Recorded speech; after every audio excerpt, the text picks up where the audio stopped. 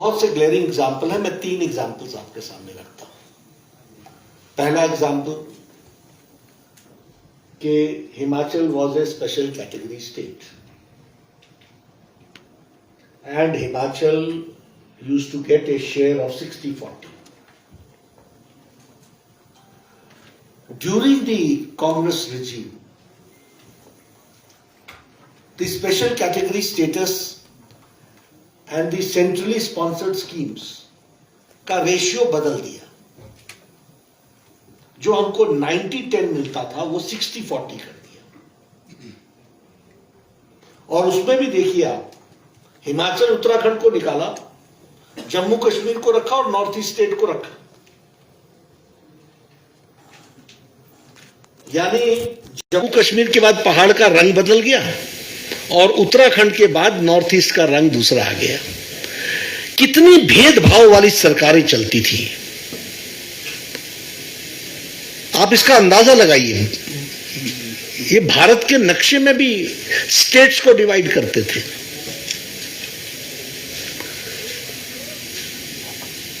और जब 2014 में मोदी जी की सरकार आई तो यहां वीरभद्र जी की सरकार थी। 2012 में वीरभद्र जी की सरकार आ गई थी। There was no demand by Veerbhadra Singh ji, late Veerbhadra Singh ji, at that point of time. Nobody had even the idea. But Prime Minister Modi on his own gave us the special category state and it was transformed into 90-10.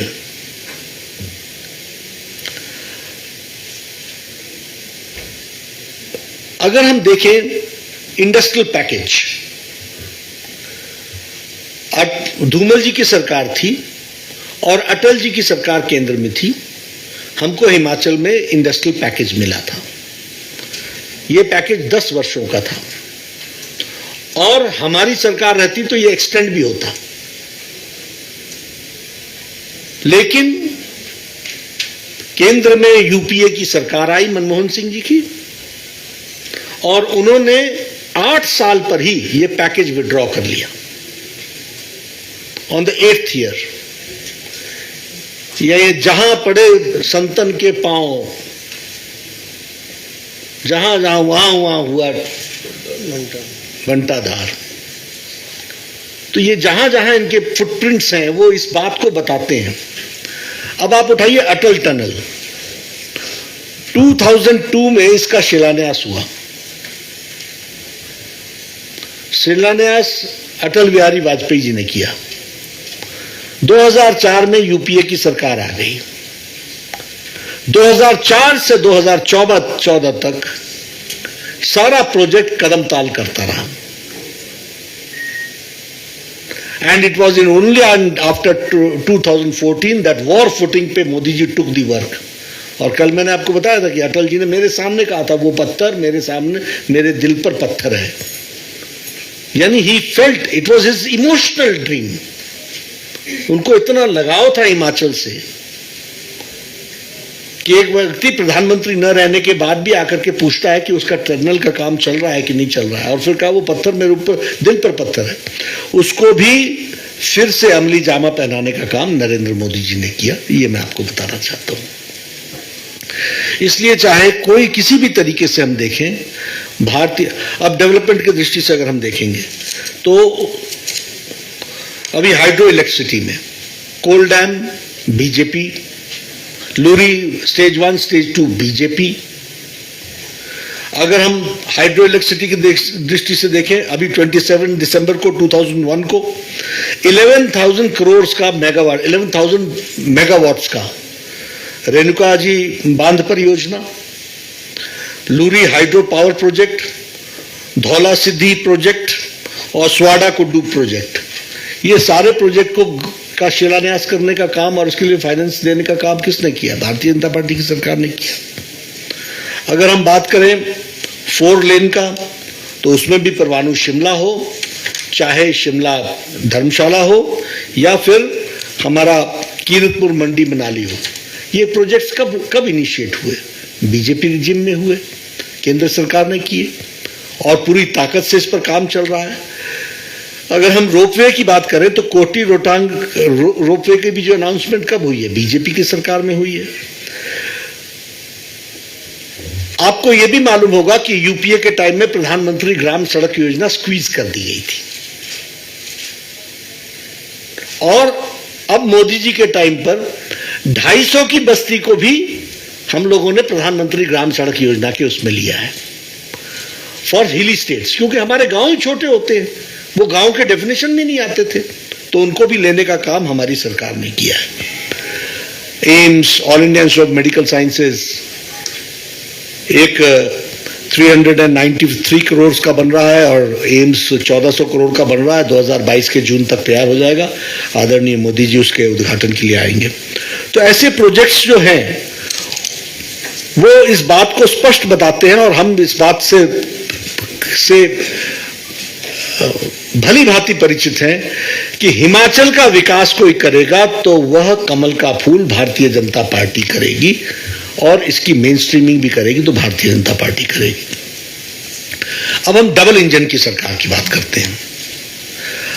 अगर हमने आयुष्मान भारत दिया और उसमें लाभार्थियों की संख्या अगर 1,25,000 है, तो मुख्यमंत्री केयर योजना के तहत 5,40,000 लोगों को आपने जोड़ने का प्रयास किया है, फैमिलीज को।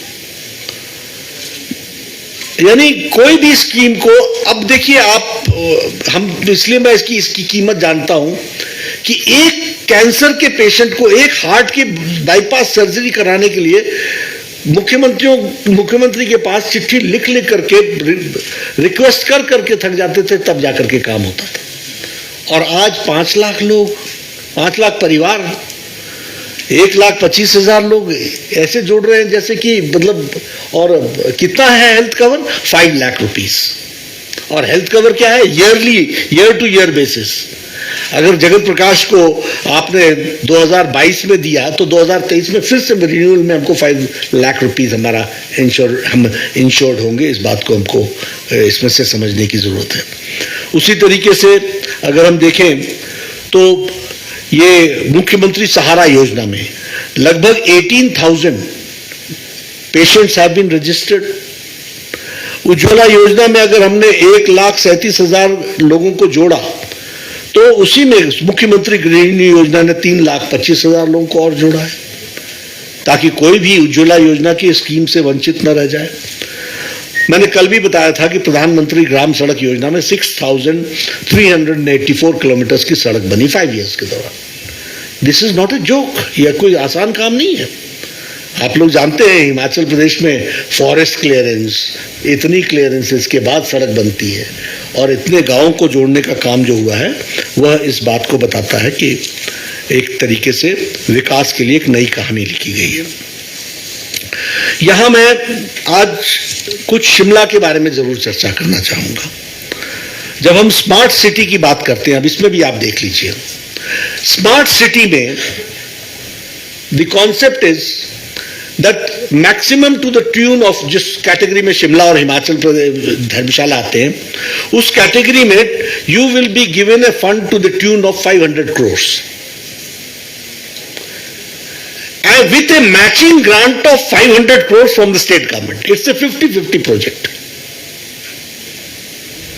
But special consideration has been kept for Himachal Pradesh. 500 from the government of India and only 50 from government of Himachal Pradesh. 90-10 के रेशियो को रखा गया है। ये डबल इंजन की सरकार है। ये हमसे कई बार लोग पूछते हैं क्या है डबल इंजन? ये है डबल इंजन। आपका वर्कलोड कम कर रहे हैं और आपको पैसा ज्यादा दे रहे हैं। आपको डेवलपमेंट के लिए उसको जोड़ा जा रहा है। अब देखिए, वाटर सप्लाई स्कीम, सतलज से पानी उठाएंगे और शिमला के लिए 2050 तक के लिए पानी की व्यवस्था की जाएगी 70 लीटर्स पर डे पर व्यक्ति के हिसाब से। और ये 1,813 करोड़ रुपए खर्च होने, जिसमें वर्ल्ड बैंक का 180 मिलियन है।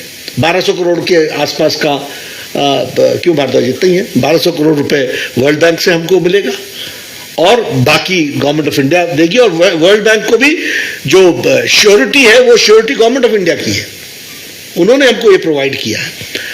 तो अब ये इससे बड़ा तोहफा शिमला के लिए केंद्र सरकार और हिमाचल सरकार शिमला के लोगों के लिए क्या दे सकती है? वाटर 2050 तक की उसको करने का काम किया है। अगर मैं सुपर स्पेशलिटी ब्लॉक की बात करूं, आज वो फाइनल स्टेज में है, स्टाफ ऑफ वहाँ पर लगा दिए गए हैं, चमियाना में बन करके तैयार है। मैं चाहूँगा भारद्वाज जी एक बार सभी मीडिया वालों को वहाँ राउंड ज़रूर लगाएं, देखें। स्टेट ऑफ आर्ट का काम हुआ है, और उस पर मैं ही स्वास्थ्य मंत्री था और 263 करोड़ रुपए खर्च किए गए, 263 crore rupees. I was the health minister when I give this, और इसका शिलान्यास भी मैं करने आया था, मेरे साथ लेट वीरभद्र सिंह जी थे। लेकिन ये केंद्र सरकार का कंट्रीब्यूशन मैं आपको गिना रहा हूं। उसी तरीके से ट्रॉमा सेंटर, अब ट्रॉमा सेंटर एक नहीं 9 ट्रॉमा सेंटर दिए हमने, और यहाँ शिमला वाला जो ट्रॉमा सेंटर है उसमें हम 30.90 करोड़ खर्च कर रहे हैं, मतलब 31 करोड़ रुपए, 31 crore rupees, 31 crore 90 lakhs, it amounts to 31 crore, 10 lakh ही कम है उसमें। तो ये हमने ट्रॉमा सेंटर के लिए, और उसकी भी बिल्डिंग फाइनल स्टेज पर तैयार है। उसी तरीके से हम देखें अगर कि कैंसर सेंटर की मैंने आपसे बात की, कैंसर सेंटर पर हमारा 14 करोड़ 65 लाख रुपए खर्च करके वो भी एक फाइनल स्टेज पर पहुंच करके तैयार है। इस तरीके से काम हुआ है। मैंने आपके सामने स्मार्ट सिटी के बारे में बताया है कि 500 करोड़ सेंटर देगा और 50 करोड़ से सिर्फ आपको देना है, बाकी उसके प्रोजेक्ट्स बन रहे हैं। अभी जो पार्किंग की बात मैंने कल की, ऑडिटोरियम के सामने आईजीएमसी में 700 का पार्किंग की व्यवस्था की जा रही है, और उसी तरीके से विकास नगर में 400 की पार्किंग की व्यवस्था की जा रही है। और दोनों जगह, यहां पर तो लक्कड़ बाजार में लिफ्ट लग रहा है और एस्केलेटर लग रहे हैं जो रिच तक आपको सीधे ले जाएंगे, और विकास नगर में आपको लिफ्ट से from the parking space to the main road, और मेन रोड से ऊपर फिर वो ब्रिज बना करके आप उसको कनेक्ट करेंगे। इस तरीके की स्थिति बन रही है। एक अभी नया प्रोजेक्ट हम लोगों ने लिया है, और वो भी अब अकॉम्प्लिशमेंट के स्टेज पर आएगा, वो है रेलवे का। ये जो रेलवे स्टेशन है, इसके ऊपर प्लेटफॉर्म बनेगा और ये डक्ट में चला जाएगा, रेलवे स्टेशन सारा डक्ट में, और इसको हम चौड़ा करेंगे, इसको पूरा का पूरा करेंगे, और विधानसभा से एक फ्लाईओवर विक्ट्री टनल तक भी बनेगा। ये सारा प्रोजेक्ट की स्कीम को कंसेप्चुलाइज किया था, उसकी ओके कराई है, और रेलवेज के साथ अब मिलकर के इस काम को भी पूरा किया जा रहा है। विक्ट्री टनल तक फ्लाईओवर बनेगा, और रेलवे स्टेशन जो है सारे का सारा, उसके ऊपर पिलर्स पर फ्लैट करके, और नीचे डक्ट में रेलवे स्टेशन चला जाएगा, ऊपर फ्लैट करके सड़क चौड़ी कर दी जाएगी, उस तरीके की व्यवस्था की जाएगी, और विधानसभा से फ्लाईओवर भी बनाया जाएगा। इसी के साथ साथ widening of the circular road, 4 kilometre की widening of the circular road, वो भी काम हम लोगों ने लिया है। और शिमला के लिए विशेष करके जो मैं कहता हूं कि स्लम ड्वेलर्स को, 3000 फैमिलीज को, वैसे तो प्रदेश भर के फैमिलीज हैं, लेकिन शिमला में अब देखिए, ये भी आप देखिए, आपने शिमला को क्लीन करने के लिए सफाई कर्मचारियों को बड़ी संख्या में आपने हरियाणा पंजाब से आप लेके आए, आपने यहां उनको रखा। कितने समय से रखा? ब्रिटिशर्स के टाइम से रखा। कितने लोगों को रखा? 3000 फैमिलीज अब हो गई हैं। उस समय होंगी कोई 500-700 फैमिलीज होंगी, लेकिन उन्होंने सारे शिमला की सफाई इतने सालों तक रखी, लेकिन उनको यहां पर रेजिडेंस का अधिकार नहीं था। हिमाचल की सरकार ने 2 बिस्वे की जमीन अलॉट करने का कानून बना करके सारे हिमाचल प्रदेश में स्लम ड्वेलर्स को बसाने का काम किया है, और हिमाचल प्रदेश शिमला में 3000 स्लम ड्वेलर्स को बसाया जाएगा। आपको मालूम है कि इनको इलेक्ट्रिसिटी कमर्शियल रेट पर दी जाती थी, जो ये ले नहीं सकते थे, अब इनको टेम्पररी कनेक्शन भी दिया जाएगा और 60 यूनिट्स फ्री इलेक्ट्रिसिटी भी दी जाएगी। तो इस तरीके से इनको जोड़ने का काम और इनको मुख्य धारा में लाने का काम जो है वो किया गया है और उसको हमने आगे बढ़ाने का भी काम किया है। मैंने widening of the cart road आपसे कह ही दिया। उसी तरीके से पूरे कार्ट रोड पर पेडेस्ट्रियन पाथ भी बन रहे हैं, आपने देखा होगा, लोहे के स्टील स्ट्रक्चर के पाथ बन रहे हैं। तो एक तरीके से विकास की एक नई कहानी जो की गई है वो आपके सामने है। यहां मैं एक ही बात फिर से स्ट्रेस करना चाहता हूं कि भारतीय जनता पार्टी की सरकारों का मोदी जी के नेतृत्व में इंटेंशन है लोगों की सेवा करके उनकी जीवन स्तर को बदलना। सत्ता हमारा माध्यम है, लक्ष्य नहीं। हम सेवा के भाव से आए हैं, हम लोगों को की तस्वीर बदले इस काम के लिए आए हैं और इसीलिए हम इन बातों की चर्चा करते हैं। हम लोगों की तस्वीर बदलने की बात करते हैं। अभी वाटर कनेक्शन की बात है, हम आज उसके बारे में चर्चा आपसे नहीं करेंगे, लेकिन बहुत जल्दी हम उसकी भी स्कीम लेकर के आ रहे हैं। अच्छा, 26,000 है ना, जो 26,000 वाटर कनेक्शन रेजिडेंशियल कनेक्शन से उनको भी कमर्शियल कनेक्शन दे रखा। तो ये अनसुलझे प्रश्नों का सुलझाना का काम भारतीय जनता पार्टी की सरकार करती है और इसलिए मैं हिमाचल की जनता से एक ही निवेदन करता हूं कि आपका आशीर्वाद बना रहे, बारंबार आशीर्वाद मिले और उस आशीर्वाद से हमको ताकत मिले और उस ताकत से हम और ताकत से आपकी सेवा में जुटे रहें, ये मैं आपको कहना चाहता हूं। जहां तक संगठन का सवाल है, मैं बहुत संतुष्ट हूं और प्रसन्न भी हूं कि यहां संगठन और सरकार का तालमेल परफेक्ट है। हमारे कार्यकर्ता सरकार के कार्यक्रमों को नीचे जमीन तक ले जाने में कोई भी कसर नहीं छोड़ रहे हैं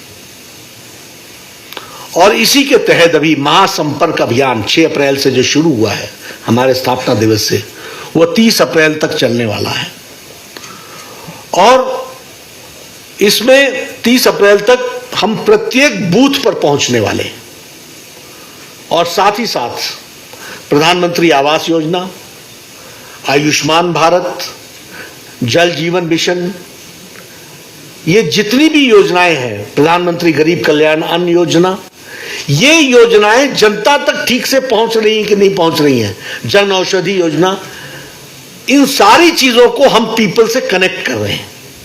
तो ये महासंपर्क अभियान में हम बूथ तक जाएंगे। बूथ तक जाने का लक्ष्य इसलिए है कि हम अपने कार्यकर्ता का हालचाल पूछेंगे कि कैसा काम उसकी जमीन पर चल रहा है और इसके दौरान हम प्रधानमंत्री गरीब कल्याण अन्न योजना में हम पीडीएस की दुकान पर भी जाएंगे, जन औषधि में हम जन औषधि के काउंटर पर जाएंगे, कॉमन सर्विस सेंटर पर जाकर के कॉमन सर्विस सेंटर को देखेंगे, आयुष्मान भारत के लाभार्थियों को जानने के लिए हॉस्पिटल्स का हम विजिट करेंगे, हम हेल्थ सेंटर्स को विजिट करेंगे। तो इस तरीके से हमारा एक जनसंपर्क अभियान चलेगा। उसी तरीके से अप्रैल महीने में ही ग्राम केंद्र के सम्मेलन होंगे। हमारे यहाँ 10 बूथ 15 बूथ का एक ग्राम केंद्र होता है, तो उसके ग्राम केंद्र के सम्मेलन होंगे और उसके बाद मई महीने में हमारे त्रिदेव सम्मेलन होंगे। उसमें बूथ अध्यक्ष, पालक, बूथ पालक और बीएलए, इनके त्रिदेव के हमारे सम्मेलन होंगे और उसके बाद 15 मई से 15 जून तक वोटर लिस्ट में जो एक पेज होता है उसको हम पन्ना प्रमुख बोलते हैं। तो पन्ना प्रमुख के सम्मेलन हमारे होंगे, वो 15 मई से 15 जून तक और 25 से 30 जून के बीच में 1 लाख से ज्यादा संख्या का युवा रैली होगी, जिसमें आदरणीय प्रधानमंत्री मोदी जी को हम निमंत्रण देंगे और वो इसमें हमारा मार्गदर्शन करेंगे। फिर जुलाई महीने में पंच परमेश्वर सम्मेलन होगा। फिर सितंबर महीने में 4 पार्लियामेंट्री कॉन्स्टिट्यूंसीज की 4 रथ यात्राएं निकलेंगी। उसका नाम उस समय तय करेंगे, विकास यात्रा होगी, क्या क्या नाम रख सकते हैं वो हम उस समय तय करेंगे, लेकिन रथ यात्राएं होंगी।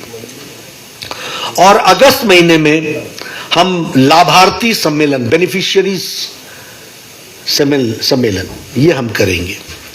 तो ये जो हम कल आए थे, तो हम दिन भर जो बैठे सब लोगों के साथ, तो उसमें संगठन की दृष्टि से इन सारी चीज़ों को हम लोगों ने सॉर्ट आउट किया है। This is the unfoldment of the organisational programmes, जहां ऑर्गेनाइजेशन गवर्नमेंट के साथ मिल करके, यानी गवर्नमेंट की स्कीम्स को हम नीचे तक ले जाने का काम करेंगे। तो इस तरीके से मित्रों हमने इस कार्यक्रम को किया है। आज आप लोगों के साथ बातचीत करने के बाद मैं जब विदा लूँगा तो मैं सोलन अर्की कंस्टिट्यूंसी में मेरे कार्यक्रम है, और वहाँ मैं एक बूथ पर मीटिंग लूँगा। और हमने कार्यक्रम बनाया है कि एवरी ऑफिस बेरर, कोई कितना भी बड़ा हो, उसको बूथ पर मीटिंग लेनी है। और मैं वहाँ बूथ पर मीटिंग लूँगा, और मीटिंग ऐसा नहीं होगा कि हेलो हाय, सिर्फ जो बूथ कमेटी के लोग होंगे उनके साथ बैठूंगा। वो क्या क्या काम उन्होंने 6 महीने में किए हैं वो भी जानूंगा, क्या क्या काम वो 6 महीने में आगे करने वाले हैं वो भी जानूंगा। मैं 6 महीने में संगठन की दृष्टि से क्या काम हमने दिए वो बताऊंगा। आगे 6 महीने में क्या कार्यक्रम जो मैंने अभी आपको बताया उसका भी विश्लेषण करूंगा। और वो दैनंदिन जीवन में वो क्या करते हैं, इसका मैं फीडबैक, इसका मैं एक जिसको कहते हैं कि 1-to-1 जानकारियां हासिल करूंगा, ताकि मैं भी ग्राउंडेड रहूं और वो भी ग्राउंडेड हूं, और हमारा संगठन जमीन पर किस तरीके से काम करता है उसको हम बता सकेंगे। बाद में फिर मैं बिलासपुर में 2 दिन रहने वाला हूं, और लगभग 30 प्लेसेस पर हमारी छोटी मीटिंग्स होंगी, बहुत छोटी छोटी मीटिंग्स, 300 पीपल, 200 पीपल, इस तरीके की गैदरिंग्स होंगी। हाइड्रो इंजीनियरिंग कॉलेज हमने, जब मैं विधायक था, मंत्री था, तो उस समय हम लेकर के आए थे बिलासपुर, तो वह बन करके तैयार हुआ है। तो मन को इच्छा है देखने की कि कैसा बना है, क्योंकि वो भी हमने स्टेट ऑफ आर्ट बनाने का प्रयास किया है, तो उसको भी करेंगे। और इसके साथ साथ 12 तारीख को मैं all India institute of medical sciences का फिर से रिव्यू लूँगा, क्योंकि हम जून महीने में वो प्रधानमंत्री से उसका उद्घाटन कराना चाहते हैं। तो उससे पहले वो उसके फाइनल सारी चीज़ें, स्टाफ, फैकल्टीज सब प्लेस पर हैं कि नहीं है, तो उसकी भी रिव्यू लूँगा। उस रिव्यू में मेरे साथ हिमाचल प्रदेश के मुख्यमंत्री जयराम ठाकुर जी भी होंगे, हम दोनों रिव्यू लेंगे, तो वहाँ हम जानकारी भी हासिल करेंगे। इस तरीके से मेरा ये 4 दिन का दौरा रहने वाला है। 2 दिनों में कम से कम 15 मीटिंग्स होंगी, तो 30 मीटिंग्स हैं इस तरीके की, 15 meetings each both the days. अच्छा लग रहा है मुझे, बहुत समय से मैं अपने लोगों से नहीं मिल पाया था, और आप लोग चुनाव ऐसे रख देते हैं कि हमें बहुत दौड़ना पड़ता है इधर उधर, तो उसमें लगना पड़ा, तो चाह करके भी मैं नहीं आ पाया। मेरे ख्याल से शायद मैं अभी 6 महीने बाद आ रहा हूँ, क्योंकि नहीं हो पाया। और शिमला तो शायद मैं 8-9 महीने बाद आ रहा हूँ। तो आप लोगों का प्यार मिलता है तो अच्छा लगता है। अब आज तो मैं क्लब एक्टिविटी नहीं कर पाऊँगा, लेकिन कभी मिलेंगे तो हम ज़रूर, अगली बार एक बार हम भोजन पर ज़रूर बैठना चाहेंगे। तो नहीं, लेकिन देखिए, पूरा ओल्ड इज गोल्ड, पुराना पुराना ही होता है। और उसका है। कल मैं रात को 10:15 साढ़े 10 बजे फ्री हुए थे, तो मैं फिर माल रोड घूमने गया था, हम सब साथी, और पूरा हमने चक्कर लगाया वहाँ का, याद किया कहाँ हम आइसक्रीम खाते थे, कहाँ चाय पीते थे, कहाँ वो पान की दुकान भी याद दिलाई सब लोगों को। तो पुराने दिन याद किए, सबको बताया सारी जानकारियाँ। हम वहाँ से हॉस्टल, यूनिवर्सिटी हॉस्टल जाया करते थे, 6 किलोमीटर्स वॉक, रात के 10 बजे 11 बजे शेरे पंजाब में भोजन करके, दीपक होटल में भोजन करके फिर निकलता था, पैदल हॉस्टल जाता था। तो वो भी दिन याद किए, सब अच्छा लगा। हिमाचल के कुछ मंत्रियों को हटाने की आवश्यकता महसूस करते हैं आप? नहीं, ऐसा कुछ नहीं है, बिल्कुल ठीक ठाक, बिल्कुल ठीक ठाक। कुछ आपको दिक्कत होगी, मैं देख लूंगा उसको। सर, महंगाई और ओपीएस का मुद्दा काफी गरमाया रहा और महंगाई के चलते जो है वो उपचुनाव भी हम हारे थे, तो अब आगे स्ट्रैटेजी क्या रहेगी ताकि जो है वो विधानसभा और नगर निगम जीत? हम चुनाव जीतेंगे, लोगों का आशीर्वाद हमको मिलेगा। हम लोगों का आशीर्वाद लेने के लिए जो हम लोगों ने काम किए हैं उसको लेकर के हम जाएंगे और हमको सफलता मिलेगी। सर नड्डा जी, एक सवाल था सर, और बीजेपी का पक्ष इसमें जानने के लिए मैं इसको कर रहा हूँ। बहुत सारे राज्य ओल्ड पेंशन को लेकर आप अलग अलग डिसीजन ले रहे हैं, आपके ध्यान में भी है। हिमाचल सरकार ने एक कमेटी बना रखी है चीफ सेक्रेटरी की अध्यक्षता में, क्योंकि डिमांड इस तरह की आई। तो लेकिन बीजेपी की सरकारों को शायद दिक्कत ये आ रही है कि जब तक दिल्ली से या फिर आप लोगों की तरफ से कोई क्लैरिटी ना हो, शायद एक राज्य में करेंगे तो दूसरे राज्य में उसका एप्लीकेशन होगा। तो पार्टी क्या सोचती है? देखिए, सबसे पहली बात यह है कि समस्या को जानना, निवारण करना, ये पार्टी का और सरकार का धर्म है। और मोदी जी, जैसा मैंने कहा, is a proactive and A pro responsive government, तो ये तो है ही। लेकिन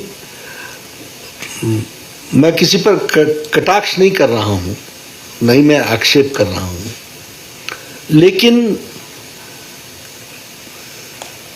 दुख इस बात का है कि कांग्रेस पार्टी ने आज दिन तक सिवाय राजनीति का कुछ और सीखा ही नहीं। हर चीज में राजनीति। जब हम ऐसी समस्याओं को लेकर के करते हैं तो हमको ऑल सारे परिप्रेक्ष्यों को देख करके हमको we have to come to a conclusion. Of course वो पीपल फ्रेंडली होना चाहिए, तो we will be going in that direction.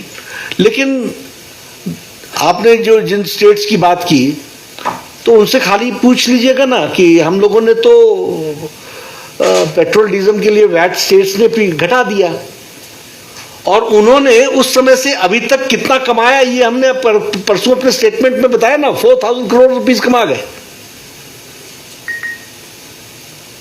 तो हम ये लोग राजनीतिक दृष्टि से चीजों को पॉलिटिसाइज करने की कोशिश करते हैं।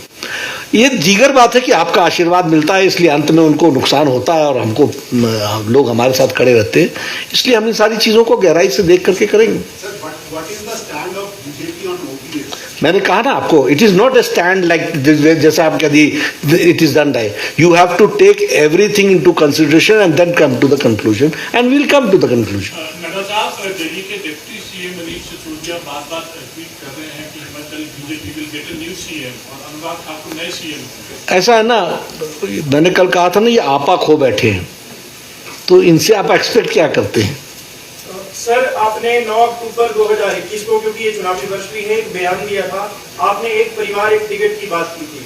तो क्या भाजपा इस बार पूर्व मुख्यमंत्री प्रेम कुमार धूमल को चुनाव लड़वाएगी, क्योंकि आपने 75 वर्ष का भी एक क्राइटेरिया रखा है, उनकी आयु 78 वर्ष हो चुकी है? देखिए, आप मुझे याद दिलाते हैं, इसके लिए आपका धन्यवाद। लेकिन हम सब लोग बहुत सजग रहते हैं इन चीजों के बारे में, इसलिए हम अब जो भी करेंगे वो ठीक ही करेंगे। आज उनका जन्मदिन है, मैं अपनी ओर से और अपने सभी साथियों की ओर से उनको हार्दिक शुभकामनाएं देता हूं।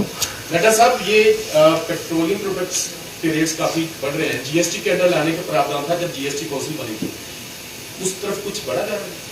देखेंगे, जो सरकार इस बारे में सोचेगी, मिनिस्ट्री ऑफ फाइनेंस सोचेगी। जहां तक जीएसटी का सवाल है, मैं एक ही भ्रम दूर कर देता हूं कि भारत सरकार का एक वोट है और बाकी सब के स्टेट्स का एक एक वोट है, तो इसलिए जीएसटी का decision is not a government of India decision, it is the decision of the GST, the council. तो जो भी फैसले होते हैं वो सबको कॉन्फिडेंस में लेकर के होते हैं, और इसमें कोई दो राय नहीं है कि इकोनॉमी में हमेशा फ्लक्चुएशंस तो रहती है, तो उसके अनुसार चेंजेस होते रहते हैं।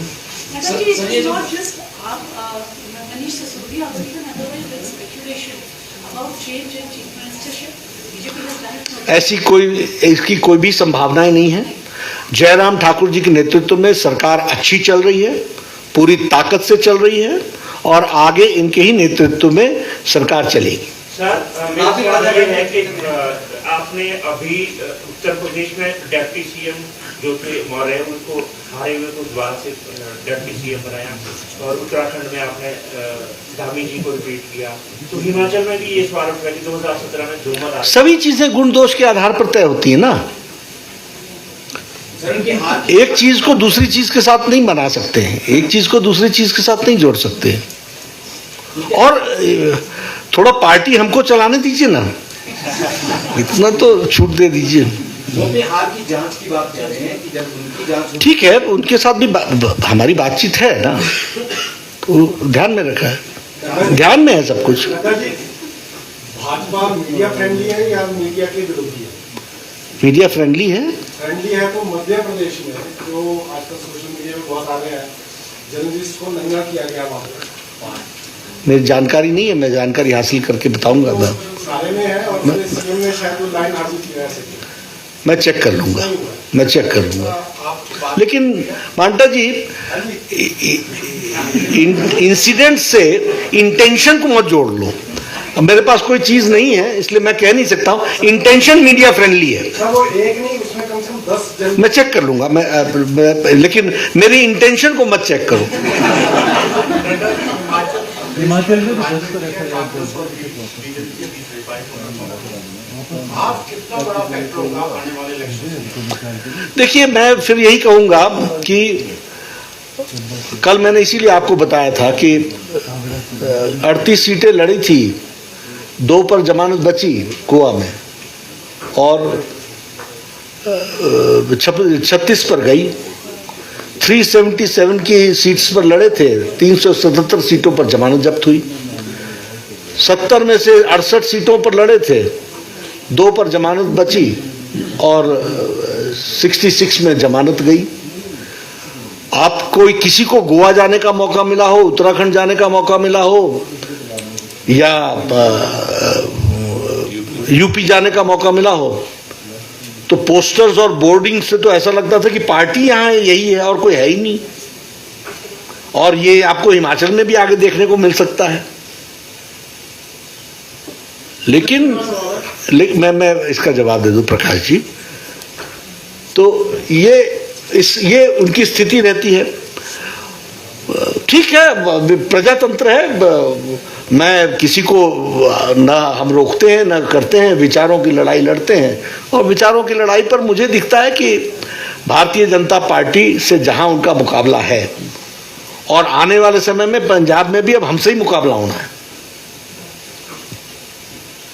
जी मेरा सवाल है, हिमाचल प्रदेश में भाजपा सत्ता में रहती है, कांग्रेस आती है, कांग्रेस हटती है तो भाजपा आती है। ये होता था, अब नहीं होगा। नहीं, आप मेरी बात को पहले पूरी सुन लीजिए। आप 4 उपचुनाव भी हारे हैं, तो ऐसी कौन सी जादुई खिचड़ी आपके पास रहेगी कि आप सत्ता में वापसी करोगे? ऐसा ना, ये जादुई छड़ी बताने की नहीं होती, ये इम्प्लीमेंट करने की होती है।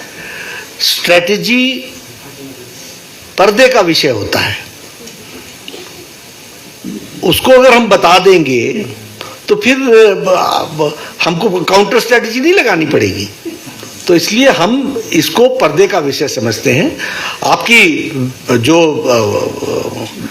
जो भावना है उससे मैं ज्यादा सजग हो जाता हूं और अच्छी स्ट्रेटजी बनाऊंगा। डॉक्टर साहब, आम आदमी पार्टी जैसे अपनी यूपी उत्तराखंड और गोवा का करा, उसमें ये एक बात सामने आ रही है, पॉलिटिकल एनालिस्ट कह रहे हैं कि जितने भी आप वोट्स लेके जमानत उनकी जब्त होगी, उतना बीजेपी को फायदा होगा। क्या आप समझते हैं कि अभी हिमाचल में कुछ ऐसा होगा अगर वो मुकाबले में नहीं आते? देखिए, ये हमारे सोचने का तरीका नहीं है।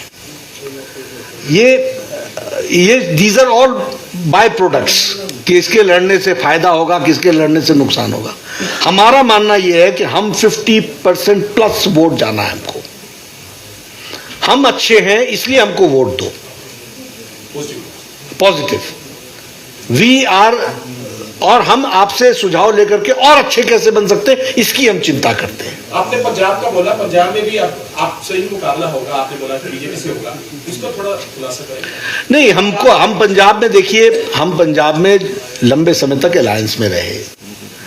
हम लड़ते थे, वहाँ है 117 सीट्स, 123 सीट्स हैं। 117 में से केवल 117 में से हम 23 सीट लड़ते थे। ठीक है, मैं तो 117 ठीक ही बोला था। उसमें से हम सिर्फ 23 सीट लड़ते थे और 23 सीट भी शहरों में लड़ते थे। तो हमारी पार्टी का एग्जिस्टेंस तो मात्र जलंधर, अमृतसर, गुरदासपुर, फिरोजपुर, फाजिलका ऐसे कुछ शहरों में था। आज हम 68 सीट्स पर चुनाव लड़े हैं और 72 सीट्स पर लोक अलायंस भी हमारे साथ लड़े, हमारे साथ मिलकर के लड़े हैं। अब हमको पंजाब में कमल के निशान को गांव तक ले जाने का मौका मिला है और इसलिए really party has come into existence in full swing now। तो वहां हम आइडियोलॉजिकल अल्टरनेटिव बनेंगे। सर एक बात स्पष्ट नहीं हुई कि अगला चुनाव जयराम के नेतृत्व में लड़ा जाएगा। हाँ, जयराम जी के नेतृत्व में लड़ा जाएगा। हमारा एक मसला दिल्ली में पेंडिंग है। कल आपने बड़ी अच्छी बात की कि आप अनुराग ठाकुर दिल्ली में जयराम की नेतृत्व में सारी चीजें, लेकिन वर्क पार्ट बहुत डिले हो गया सर और अब चुनाव आने वाले हैं और कई कंफ्यूजन लोगों के दिमाग में होते हैं। हमारे पास फार्मा हब जो आप जानते हैं कि उसको कितनी जरूरत जल्दी ध्यान में रखेंगे, करेंगे। नड्डा जी, बढ़ती महंगाई से आम आदमी को राहत मिल पाएगी या नहीं? हमेशा देखिए, एक बात आप समझ लीजिए, हम आपको ध्यान में है ना कि इकोनॉमी का जो प्रोग्रेस है 9.5% के रेट से चल रहा है। कोरोना के संक्रमण काल से निकल करके Bharat is doing economically well. जैसे जैसे इकोनॉमी तीव्र गति से आगे बढ़ती है उस तरीके से ही लोगों की परचेजिंग कैपेसिटी भी बढ़ती है और इकोनॉमी का फ्लो आउट भी शुरू होता है। तो निश्चित रूप से डेवलपमेंट के माध्यम से ये चीजें आएंगी, होंगी ठीक। सर, हिमाचल में जो 2022 के अब काफी नहीं हो गया। 2022 के जो चुनाव होंगे उसमें आपका सीधा मुकाबला आम आदमी पार्टी से रहेगा या कांग्रेस? जो लड़ना चाहे, हमको हमारा जिसकी इच्छा हो आ जाए। नहीं, आप मुकाबले में किसको मानते हैं? मैं तो कह रहा हूं ना कि आप ये तो देखिए, आप तय कीजिए कि किसके साथ हम लड़ रहे हैं। हम तैयार बैठे हैं। डॉक्टर साहब, लास्ट सवाल, जो एमएलए हैं सभी को टिकट मिलेगी या चेंज भी हो सकती है?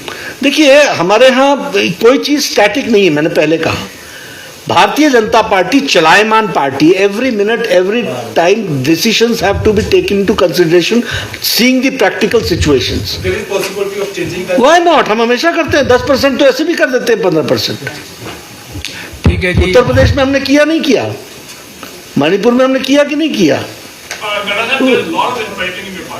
No, not at all. It's a party where democratic viewpoint को रखने का पूरा अधिकार है। It is not a party जहां कोई फैमिली चला रही हो। It is not a party where you are not allowed to speak. Speaking means dissidence. No. We are a party with a democratic ethos and we work on it. Thank you very much. ठीक है जी, गौरव जी का प्रश्न last प्रश्न था। अब जो है वो थैंक यू वेरी मच, धन्यवाद। अच्छा लगा भाई साहब सब लोगों का।